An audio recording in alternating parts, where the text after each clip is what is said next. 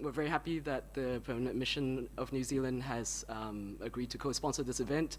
It means a lot to us, and especially as Wellington is going to be the host city for our 40th anniversary World Conference in March next year. So certainly invite all of you to visit beautiful Wellington and join us in celebrating 40 years of ILGA. So this event is going to be about global research on trans rights, as the title says, but it is also not placed, trans research is not placed in isolation. It exists in a context of anthropological research, ethnographic research, different social science research, legal research, and as you know, in the context of LGBT and LGBTI research. And so we thought it'd be interesting to discuss different facets of what this means for trans research. And for that, we've assembled what I hope is an interesting panel to have this discussion. Our first guest is Lucas Barredo, who is the project coordinator of the Trans Respect versus Transphobia project as part of Transgender Europe. And in that project, Lucas coordinates a whole range of research across murder monitoring, health, social situations, and legal situations of trans people around the globe, taking an anti-colonial perspective to that research. We also have Lucas Ramon Mendoz, who is our new senior research officer at ILGA. And Lucas Ramon, okay, I'm going to use Lucas Ramon today, comes from a background mainly doing legal research for the Inter-American Commission for Human Rights, but has also been doing, well, co-authoring the state-sponsored homophobia report that ILGA has produced now for 12 years. So Lucas Ramon comes from a background of doing LGB research, and I think it would be really interesting to have a discussion of how trans research sits within and outside that research that Lucas has been doing for quite a while. He's also been the translator for ILGA's Translegal Mapping Report that I coordinate, and so I think has a very interesting perspective on the languages that we research in and what that, how that frames the research and how we think about terminology, of course, and how we think about concepts as a result of that. So I hope that we can have a discussion about that. And finally, we have Hua Bunyapisampan, who is the intern for the Gender Identity and Gender Expression program at ILGA, who has a long history doing health and HIV activism in Thailand and also in the broader Asia-Pacific context. And one of her tasks in the program was to compare data from the TVT, the Trans Respect versus Transphobia project, against the data that we have been collecting at ILGA on legal gender recognition for the last 2 years. So she'll reflect on the work that she's been doing on that as well. So, okay, so without further ado, what I propose is that we'll kick off, we'll do a series of roundtable questions, and any of the panelists will respond to what they want to, and then at the end, hopefully, if we don't get kicked out, we'll have 10, 15 minutes of questions and discussions. So, so to frame the discussion, I guess my first question is, you know, for all of the panelists, from your work experience on research, do you think it's important to collect trans-specific data or do trans-specific research? And if you do think so, why? Who would like to start? You can start.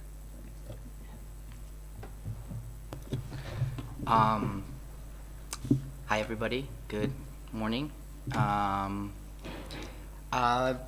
So I've been doing trans rights research for around 10 years, but at TGEU too. And it's very interesting how trans people are constantly studied while cis people and cis normativity is not really researched at all, when that's actually where the oppressive system starts from. However, in order to be able to develop policies and to create laws, you really need to be able to study the communities for which you're trying to shed a light. However, it has to be determined, and the decision has to be made and go through trans people, because there's a lot of research done, and not only some of them are useless, but they could backlash without the involvement of trans communities. So trans-specific research is very important, but always the direction should be given by the trans communities themselves, and not trans communities as an homogeneous group of people. It's different regions, and different communities have very different needs, and this has to be taken into consideration in every kind of research: cultural background, geographic. All of this changes and shapes the experiences and the needs of trans communities around the world. That's my thoughts. Hi, good morning, everyone. Just to add up from the introduction, even though I identify myself as a transgender woman, but also I do a field research myself. So I'm here to bring, I don't want to say I'm expert, but to bring my expertise on what I'm doing in the past to our discussion today. So I think having a trans-specific research brings up the visibility of trans people in context. If you don't know by now, trans people are not counted in national surveys in many countries, even though we can see some positive changes in a few countries like in New Zealand. Trans people are left behind and invisible, which we don't have to talk about policy, are not reflect the needs of trans people. And why I get the work in comparing two sets of data from TGEU and ILGA, I also learned that there are significant gaps in data on trans people from the region outside the global north when searching for gender recognition legislation and laws. So this is what I found from what I have been doing with ILGA as an intern. And yes, trans-specific research is very important.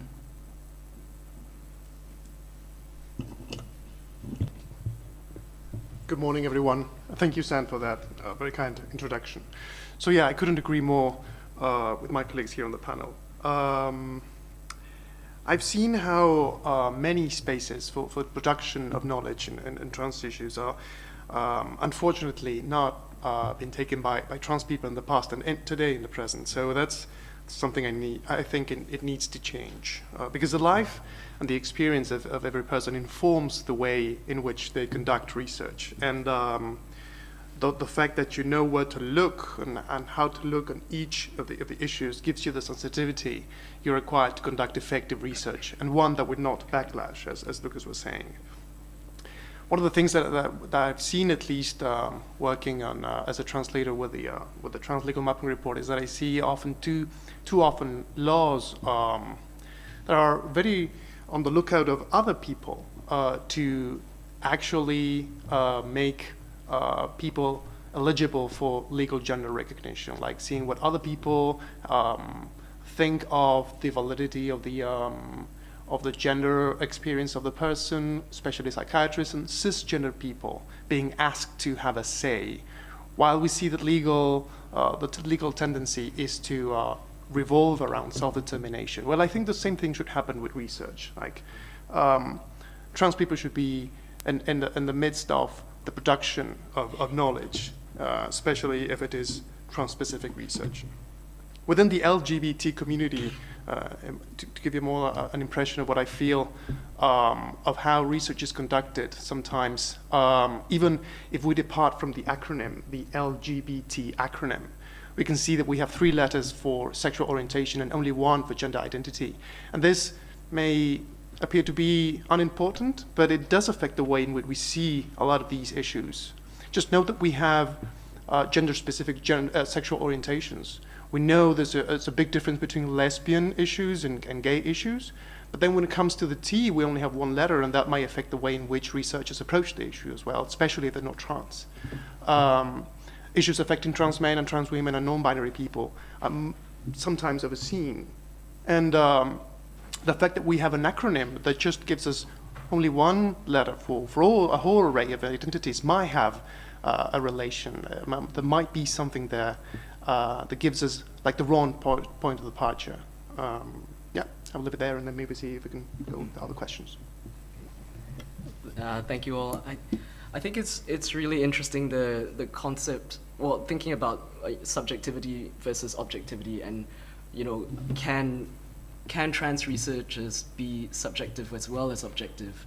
I think we face this a lot when we start doing research from within the community. So I'd love for us to discuss that a bit more. But what I would really also like to ask all of you is, in the research that you've done, who is your audience? Because I think there are quite a few delegations, government delegations in the room, and I think for them as well it'll be interesting to reflect who the audience is when you do your research. Who are you doing your research for? And do you expect this to change from what you have done in the past to what you will do in the future? As I think the prevalence of trans research increases, whether you think that there's a shift as well. Am I still on? Yeah, now you're on. Okay. So for the TVT project, the main audience is trans activists, the trans communities around the world, for them to use that as advocacy tools in their own contexts. And I say that, and not necessarily policymakers alone, because different contexts will demand different strategies for achieving trans rights. So for some countries, it has to be through the legislative. Some other countries needs to be through the executive, some others the judiciary, some others really have to push their governments and put them against the wall. It's very different, and sometimes trying to do advocacy on behalf of a certain community without really just providing them the tool for leading this process. One, we are not, there's no empowerment there. It's just us doing the same thing that cis people have done to us over and over again. And second, it has a potential to really go wrong. So for us, the main priority is to make sure that everything that we research is fitting into the needs of what trans communities need for doing their own advocacy work, and support them and bridge the gap between their local advocacy work and international spaces such as the United Nations, but allowing them to speak for themselves. Because what happens a lot is that movements are not exempt of other forms of oppression. So in the LGBTI movement, it's very common that only gay, white gay, middle class, non-disabled people who can speak English fluently are the ones heard, while trans people who disturb the order of things, the normativity, are not taken seriously. So we need to break that barrier so that trans people can speak for themselves. So it's bridging this, creating this bridge more than working on for them, representing them, allowing them to speak for themselves. So at least that's what we try to do with the project. Actually, Lucas, can I follow up on that and just ask you a bit about the change in the TVT project to having the regional coordinators who are from the regions actually come together as a team? I just want to ask you whether that's part of this move to disrupt normativity. Can you speak a bit more about that? Sure. Well, Transgender Europe is, as the name says, an European organization. I am Brazilian myself. I never lived in Europe before I moved in. And this project is mainly focused in the global south and east. So, at least in my head, and I think in a lot of people's minds, it doesn't make a lot of sense to be led by an European person or to not have a whole team, because it's a global project, it's a lot of work. So from the beginning of this year, we started a restructuring of the project, in which the first step was to hire 8 regional coordinators from all over the world, well, especially global south and east, because we wouldn't need necessarily people from Europe, considering all staff basically is European. to coordinate this project within their own regions. So if there is a regional conference in Asia, there makes no sense that I, as a Latin American living in Europe, go there and do the work there if there is someone that could do that and is part of that community.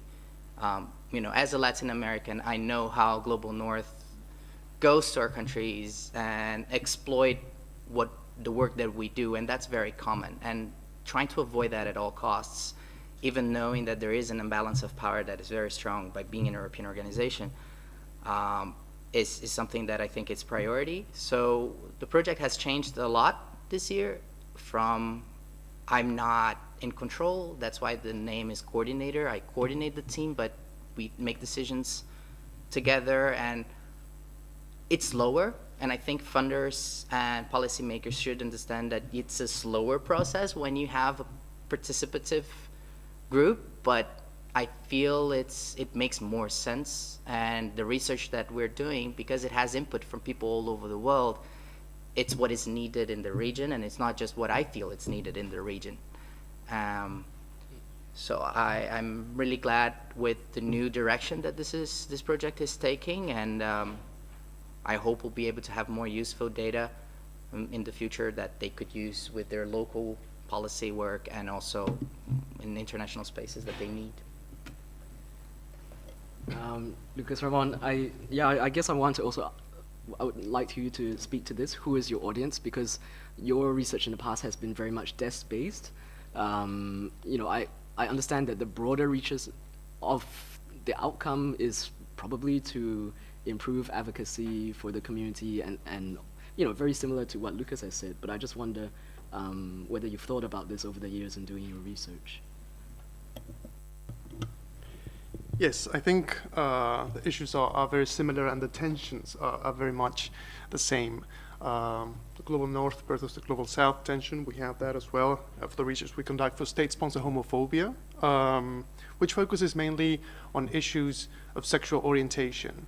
And we usually get this question as to the scope of our research. And if we're focusing on sexual orientation, then people assume we're leaving trans people out of the equation. But it's needless to say, we have to say that trans people also have sexual orientations, and the way the laws that we do research on, which are laws that criminalize same-sex intimacy, may affect trans people on the ground. So one of the caveats, one of the gaps that we acknowledge in our report, especially in state-sponsored homophobia, is that we are not fully aware of the ways in which local authorities might read into the meaning of words that are codified, just as sex, for instance, or other terminology what might be even more vague, like unnatural connection or intercourse against the order of nature, how the understandings of sex, gender, and sexuality play into how these laws are read to criminalize same-sex intimacy, so to speak, among trans people. So that's a question that we usually get a lot, and we acknowledge there's a gap in our research. Like, we still don't have the tools to go to the ground and see how these laws are actually implemented. We do have anecdotal evidence that there is enforcement against trans people based on these laws. So we know there's something out there. We still don't have the tools to go and look for that on a comprehensive and systematic way. So that depends a lot on the actual audience that it's recovering or reading into our research. In the Global South, we know that these issues are seen in a very different way, and I will come back to that when we go to the issue of language. But for the time being, we still have to see how that gap is going to be filled, maybe in alliance with other organizations. But the criminalization of same-sex intimacy is still among the issues that we know we should conduct more research on, and more specific research, more trans-specific research in this regard. So that's something maybe will lie ahead in our future. Yeah.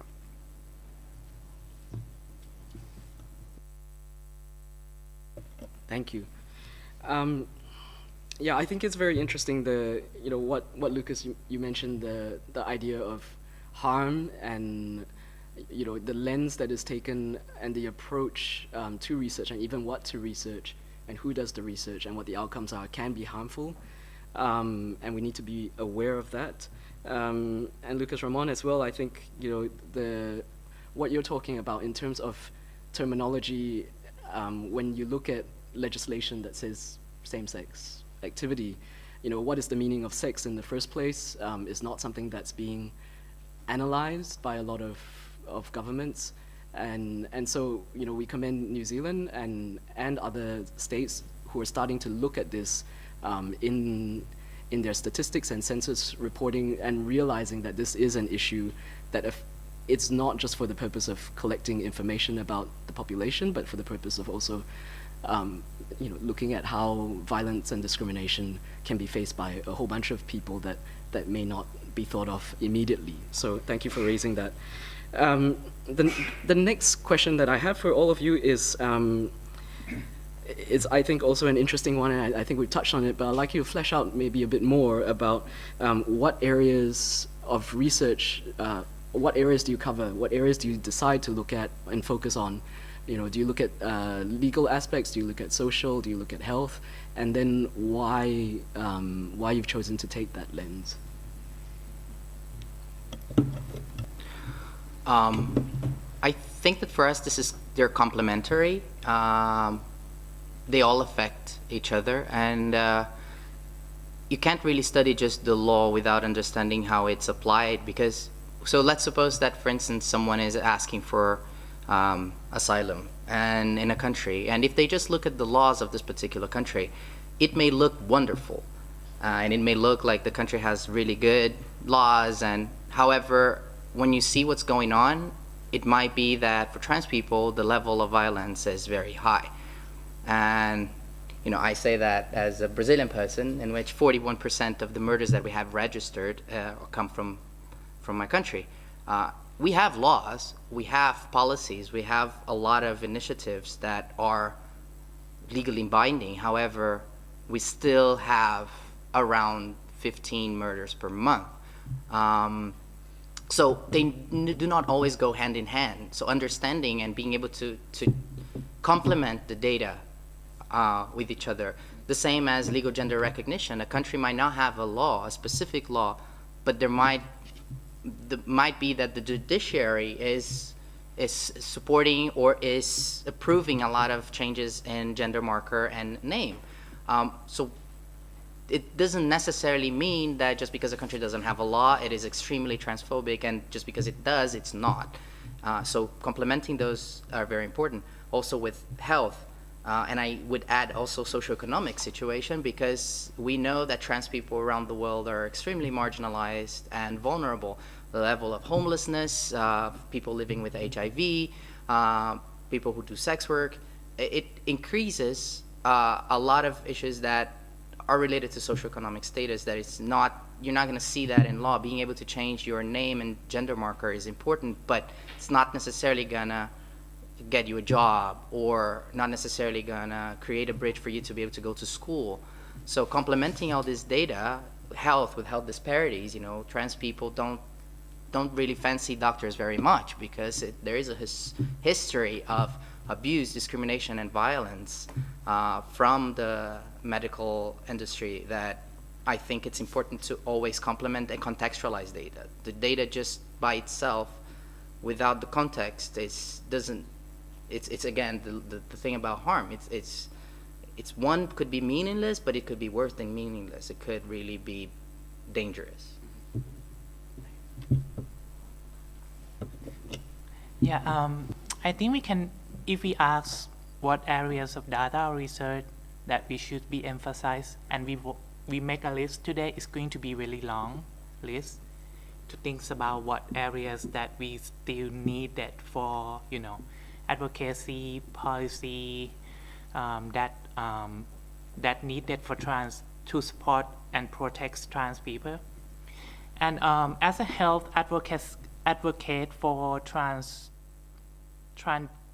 community, we have this research on transgender health that, and we found that from this research alone, transgender health, mostly the research on transgender health was conducted in the US, while there are only 2 to 5 studies in most parts of the world, and that was based in the review of 116 quantitative study from 2008 to 2014 in 30 countries.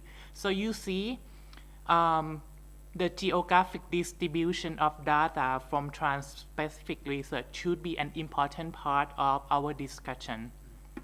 We do need more resources to conduct trans-specific research in the Global South, and left alone the conversation of who should get the funding and who should conduct the research. These topics are also very important and require a strong partnership with trans community. Learning from the work I have been doing with ILGA, I also learned that we need to discuss about the establishment of research mechanism to keep tracking of all changes in policies that affecting trans people. So you see, you hear all these news all the times about these countries have legal gender recognition happenings, and these countries, still on process of having one. And to be honest, this have to thanks to all trans activists and allies like yourself that work endlessly to ensure that trans people are being protected by law, and policy are changing from time to time, as I say. Therefore, research on legal gender recognition can be outdated and need more update from time to time. Again, who will be in charge of update this all information, this new data, and how this tracking mechanism would look like, are discussion for another times, I guess.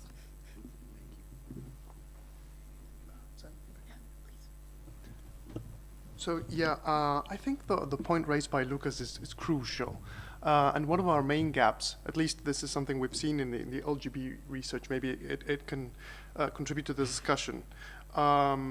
Migration agencies have a huge difficulty in dealing with basic terms, and we see how many officials still have a hard time making a difference between sexual orientation and gender identity.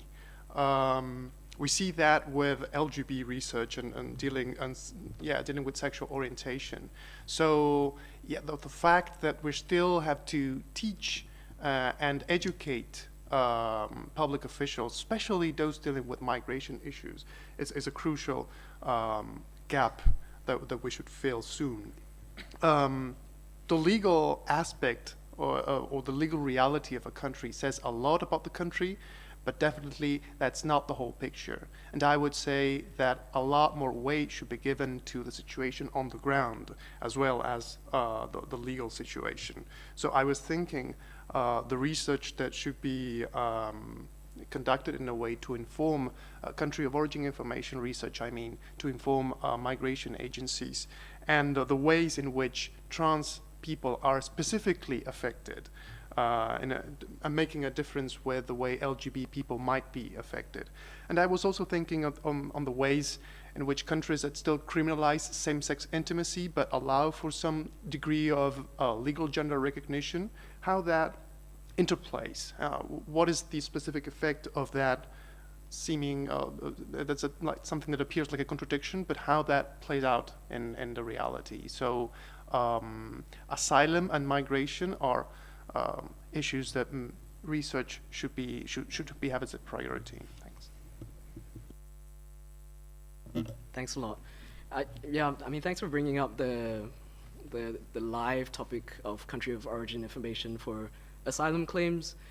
I think the difficulty, I just want to reflect on a difficulty that is often faced by LGBT, LGBTI, or trans organizations, is even though we may have the country of, let's call it country of origin information, but because we're not a big think tank or we're not a State Department or something like that, that research or that information isn't necessarily picked up by other governments and relied upon as authoritative, an authoritative reflection of the risk of harm in the home country. So I think this is an important point as well, the interplay of levels and authority in the research that comes out on LGBT, LGBTI, trans, intersex, the whole spectrum.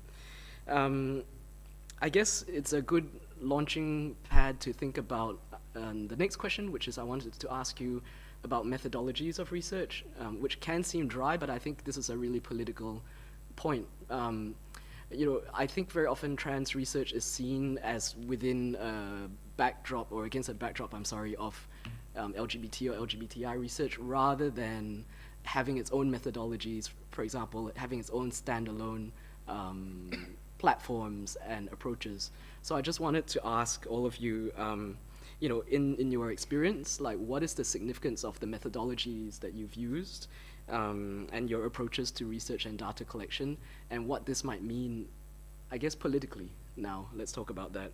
And while we're talking about politics, let's talk about also the differences in languages that are being used for research collection in both input and output, and in your experiences, what you've seen have been the effect, intended or otherwise, of that. Anybody can start.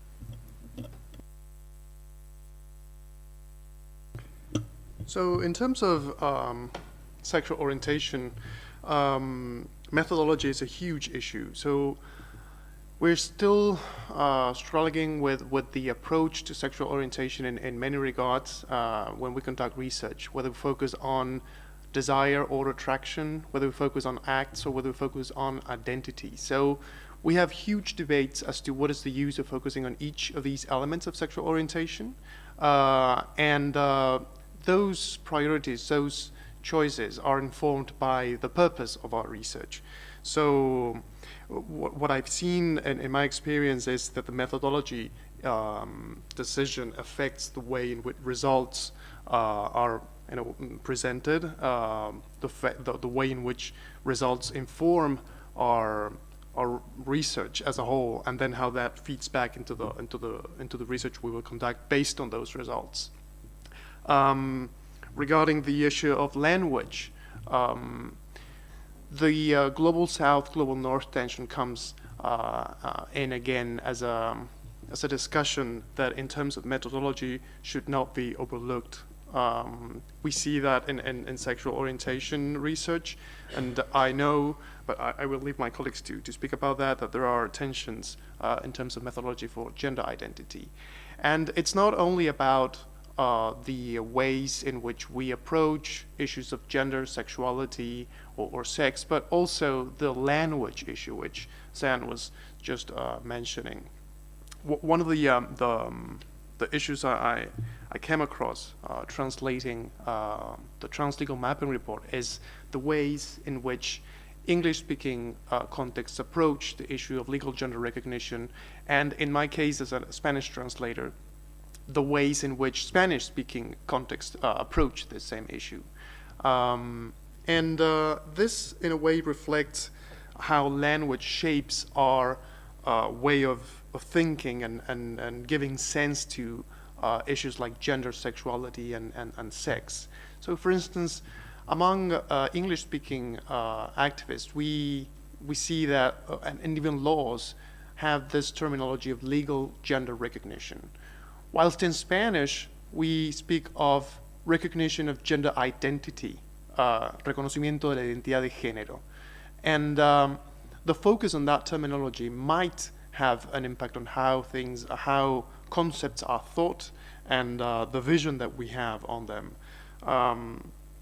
These also takes me to think of different approaches to terminology, specific terminology that is chosen among different communities and different languages as well. So one of the first things that we're taught in translation school is that the best translation is the one that doesn't read like one. So we always have this sensation of reading a text that reads funny and say, this must be a translation. Doesn't read natural, right?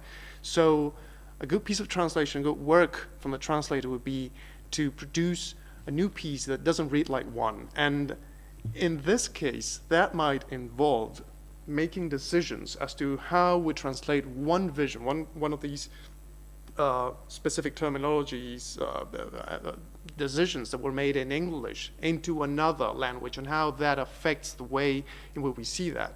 So if we stick to a literal translation, then our target audience will read it in a way that doesn't reflect their own reality. And when we're working at a global level, that's crucial, because it won't speak to their reality. That won't give them useful tools. So those are very critical decisions that must be made, in consultation, and those decisions must be made with the participation of both the original communities for which the text was produced, and those that are going to receive the target audiences. And there's also another issue that may bear some relation as to, in general, how we approach the terms of gender and gender identity. And maybe I'll leave this to my colleagues to do a lot more about this, but in my experience, what I've seen is that many times when we have to translate texts, we tend to refer to the experience of gender, of cisgender people, as just gender. But when we speak of trans people, we speak of gender identity, as if transgender people didn't have a gender. So, and that brings me to the definition issue. So if we're going to speak about sex in legislation, what is within the meaning of that word? What are we understanding? What is the content, the specific content of that? If we're going to draft legislation using the word gender, okay, what's the specific content of that word? And if we're going to use gender identity, what is there within that concept? And I believe that those choices affect the way in which laws will be implemented and the ways in which the community will be able to see a change in their lived reality. Although they may seem like unimportant or second-order decisions, I think they're crucial. I feel the same thing. Like in a lot of languages, there's no difference between sex and gender. It's the same word, and that's kind of like, okay, how are we gonna go about that? And to kind of hope that this would be mitigated a bit, and also being able to reach out to more communities. One of the main requirements for the team that we have now for the regional coordinators was language. So for instance, for Africa, we have 2 regional coordinators. We hope to have more in the future, but the languages that we've got is, French, Arabic, plus the languages that they speak in their own countries that is not more like widespread within the region. For Latin America, Spanish, English, and Portuguese. Then, the idea is to reach out and be able to connect. And that's something that it's also related to power, how English has been the language that monopolized pretty much all research related to not only trans issues, but everything. If you're not published in an academic journal in English, you're invisible, you're not existent. And that's a big thing that I think other countries, just having to learn a different language. If you think about the position of vulnerability of trans people, trans activists, it's not exactly something that, most of us just drop out or don't even finish high school if you think about globally. So English, that means that these international spaces are not accessible for most of us. So about methodology, so academia and research is mainly framed by a Western way of doing research. There is this look about what research is and how it should be conducted, and that doesn't always reflect the realities of Global South research or community-based research. And I feel it's very important to look at indigenous communities research, because there has been a constant exploitation and exotification of indigenous communities. And I think it's important to take that and bring it to trans research as well. We've been constantly referred to, the writings about us is about us, not for us and with us. then what is it for and for whom is a very important question for when designing methodologies. Also the lens in which we're looking at, like before colonization, a lot of countries in the global south didn't really adhere to the gender binary structure that we have. So the whole corruption of this more flexibility in terms of gender was introduced from outside. And that means that not taking these kind of things in consideration and not having people from the communities to be able to be there and point those things out, we have this lens and this way of seeing the world that does not reflect in this particular context. So if we're doing global research, we can't have a local approach of our own, especially if we don't have experience in this kind of more subcultural gender identities that are so we're so oppressed and have been still very oppressed around the world. I think it's also like when doing research, I think we need to stop kind of glorifying the global north as an example of development. I mean, the gender identity law in Argentina was before any other European country was the most advanced, and I think it's still one of the top 2 or 3 most advanced laws in the world.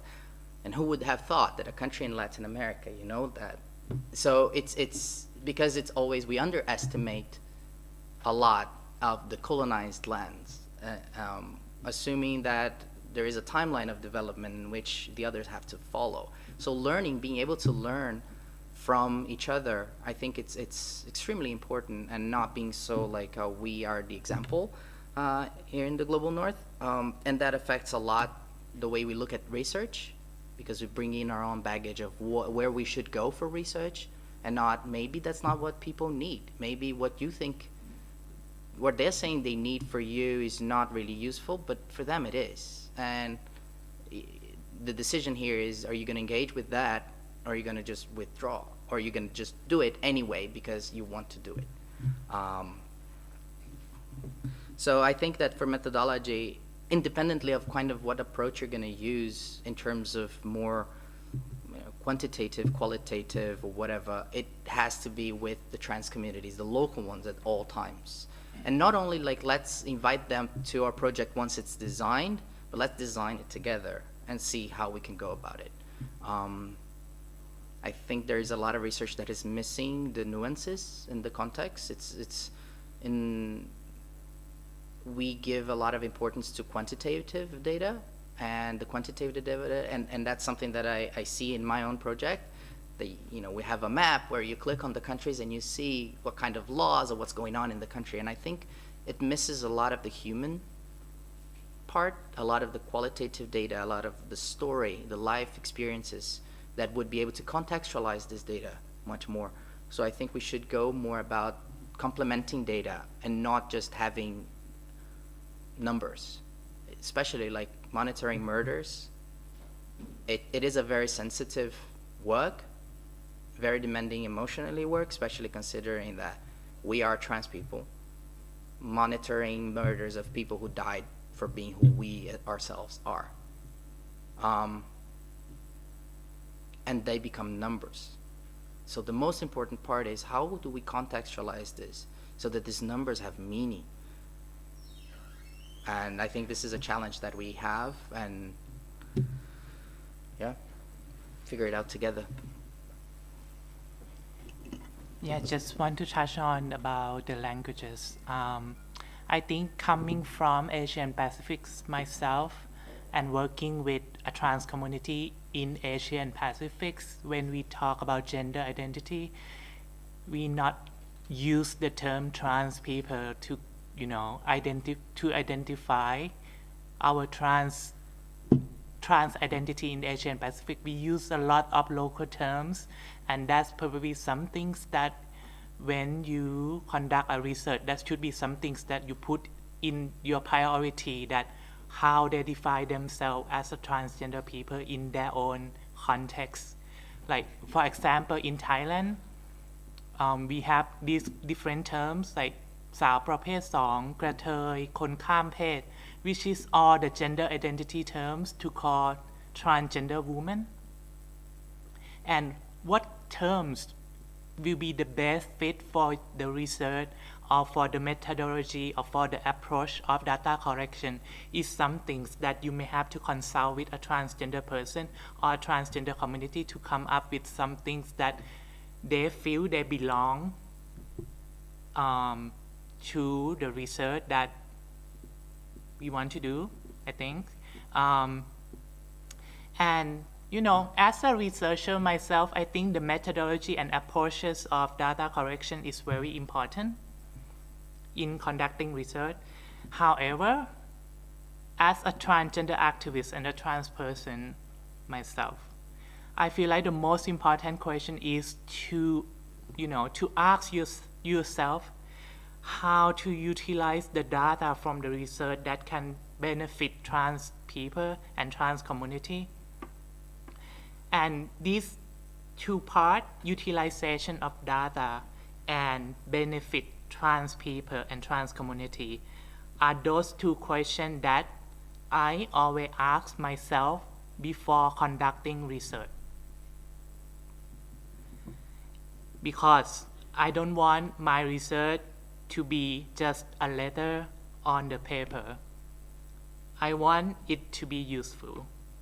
And one way to get a better idea about methodology and approaches for data collection, as Lucas already mentioned, is to consult with trans people and to get an idea from them what they think the appropriate methodology and approaches of data collection is. Thank you to the panel. I feel like this is just the tip of the iceberg, and I'd like to leave some time for questions. So, and I also feel like we kind of got quite heavy. I just wanted to reflect on, actually, as we're talking, I realize how important research and data is, because it is used by different audiences, whether we like it or not, whether we want to or not. It is used by governments, it's used by agencies, it's used by all kinds of people.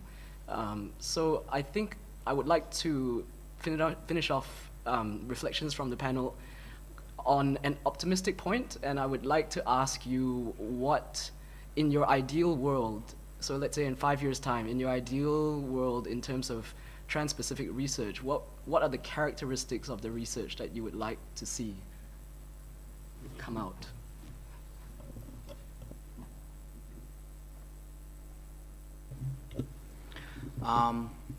Well, it's kind of the same, but I feel that when communities take ownership of the project and stop being just the objects of research and become the researchers, there is a clear transformation of the entire process and of the paradigm that we're using for research. So I feel we need to have trans people, or, well, people concerned in any kind of research in decision-making processes, including like funders, politicians, researchers, academics, because those are the people who are going to set the direction for not only research but also policies, laws, and I do feel that who has the decision-making power matters as much as the methods and strategies that we're going to use to reach that.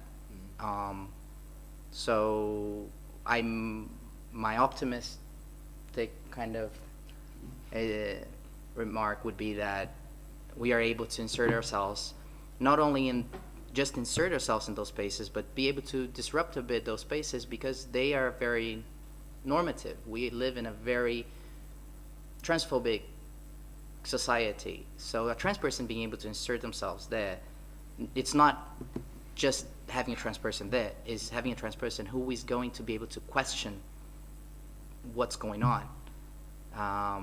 Identity only doesn't determine anything. The person needs to be able, and not only a trans person, I mean, if there are cis people who are able to also question the systems, I'd much rather have a cis person questioning things than having a trans person who is just compliant. My own perspective, but so this is where the power lies, if we are we have some power to do some change, and we can do, my hope is that we will take it. Yeah, for me, I think one thing that I feel is that we have been talking about empowering and community engagement for a really, really long time in this space. I think it is like in the next 5 years, what I want to see ideally is to have some kind of action that need to be executed. So empowering community engagement, and from what I believe is that trans people can be in charge of their own life.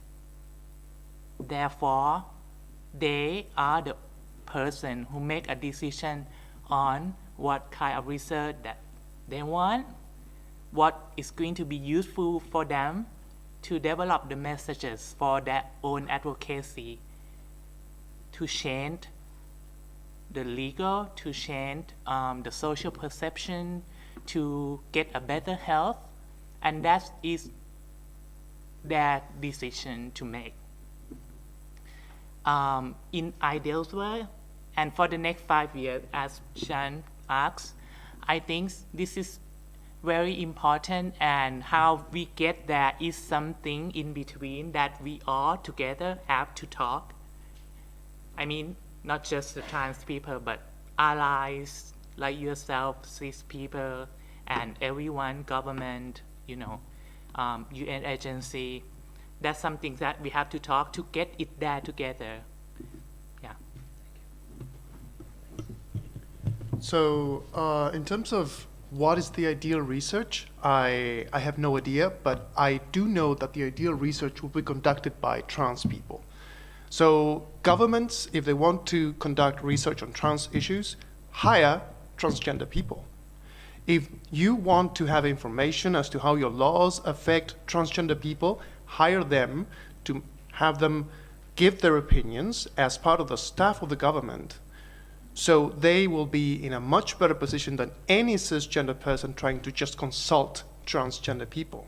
That's the ideal research, one in which you empower people, in which you make them part of the table, not just a phone call or just some secondary consultation.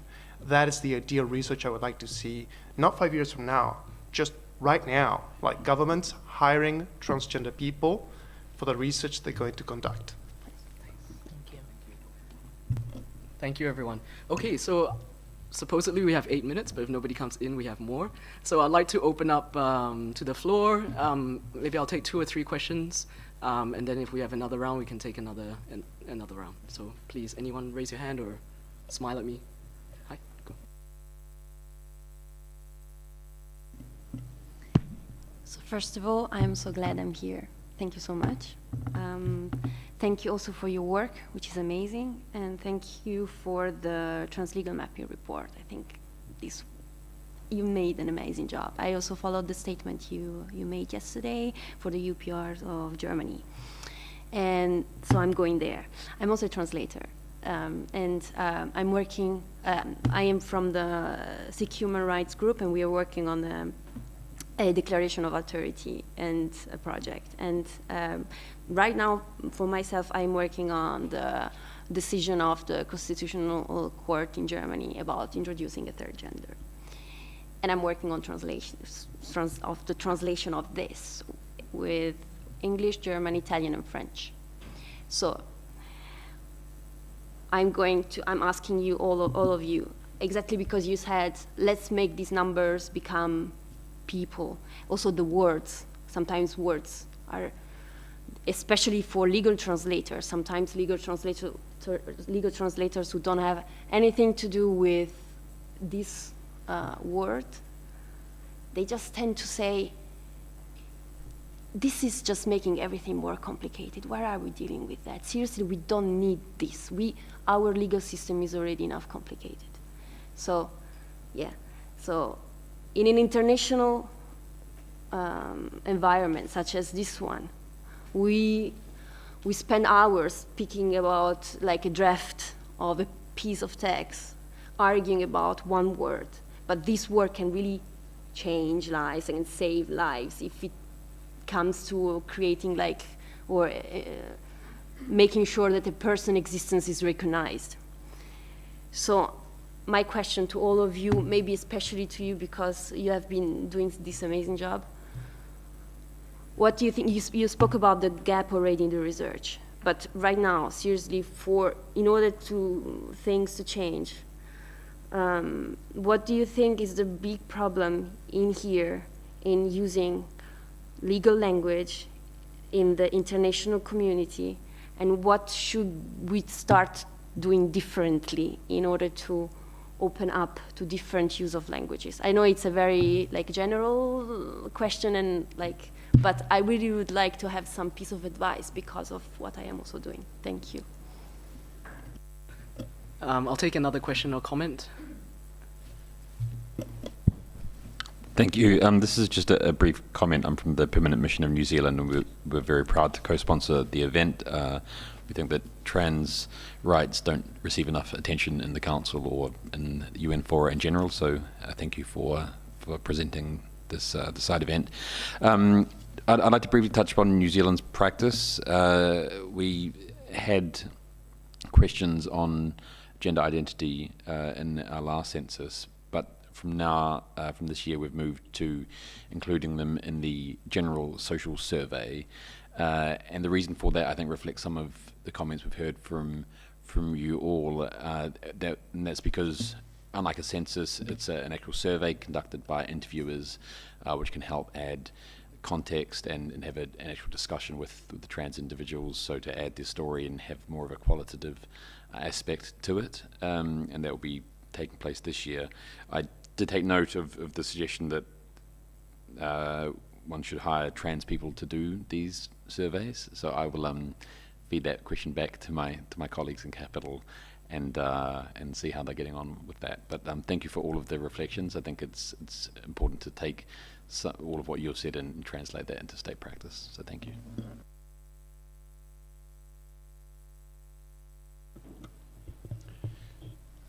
Thank you very much for that question. That is an issue we do struggle with. And for those that might have approached translation, maybe in an informal way, you must know what it feels like to be before this very context, cultural specific word that understands of no other specific equivalent. And we come across that several times when we're dealing with sexual orientation, gender identity, sex, gender. So, as I was saying before, as translators, we are good translators when we are invisible, when we do not come out from the text as saying, hey, this text has been translated, so we need to speak the language of the target audience. Having said that, when we don't have specific equivalents, we see ourselves many times forced to use the word it comes closer to the one we need to translate, and then we become visible with a footnote and saying, note from the translator, this term does not have a specific equivalent or an exact equivalent. You should understand that the specific content of the original word is such and such, and the one that is closer in the target language is this one. So yeah, that's a bit of a frustration because we would like to have the exact same word in the target language. But sometimes it's just not possible because with different cultures, different ways of understanding, our cosmovisions are different. So that's a concession as translators, I think, out of respect to the target audience, we must make, both to the target and the original audience as well. The language that was used in the original document must be respected as well, so as not to change the meaning when we go to another language. At least that's my experience. I know it's not optimal. I mean, I wish my answer would be, hey, this is the perfect recipe for you to use, and this is the exact formula. But unfortunately, there isn't one. At least that's my belief.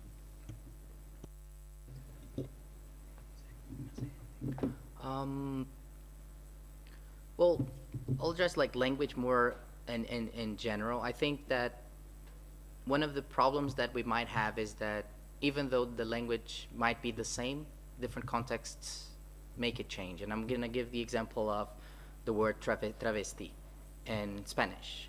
So I was in a health big conference once, and the translators were completely lost because they were Spanish from Spain, and well, obviously, but they were trying to translate the word travesti into English, which would be, if you translated, transvestite, which is not a word that is very looked as a positive word. It has been very damaging. Trans movement usually rejects it. However, in Latin America, in some countries in Latin America, such as Argentina, Brazil, Uruguay, south of Chile now is using as well, it is a political identity that was reclaimed and resignified. So if you translate a text from English to Spanish and you use the word travesti, or vice versa, even in the same language but different countries, it could be problematic. So that's where I think a note of the translator would be important. I had several kind of people commenting really angrily that we were using in Portuguese the word transsexual, which a lot of movements around the world have tried to change to become transgender. It's like saying transsexual is it's a medical word, we don't want it, but in some countries, that's the word they use, and that they don't want to use another. And it doesn't matter what my feelings are about the word. What matters is what is the movement chose to do and use. So I think it's consulting all the time. Thank you, everyone. Thank you to the panel, and warmest thanks to everyone who came from ILGA and from the Permanent Mission of New Zealand. I feel like this is just a tip of the iceberg. So if you have interest in this from whichever perspective, please come and speak to us after the panel and exchange phone numbers, emails, and cards. But have a happy Friday, and we'll see you all around. Thank you. Have a good day.